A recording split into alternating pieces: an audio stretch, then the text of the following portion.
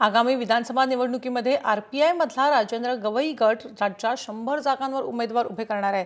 तर आरपीआय, भारिप, बसपा तसंच अल्पसंख्याक संघटना म्हणून महाशक्तीची स्थापना केली जाणार आहे।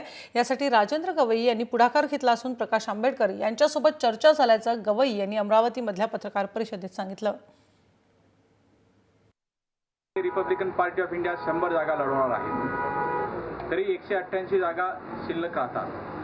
या ठिकाणी बहुजन समाज पार्टी, भारतीय बहुजन महासंघ व अल्पसंख्याकांचे विविध गट यांच्याशी आमची चर्चा झालेली आहे। ही जर यशस्वी झाली तर महाशक्ती बनेल आणि ही महाशक्ती संपूर्ण 288 जागा लढून 40 ते 50 आमदार निवडून आणेल।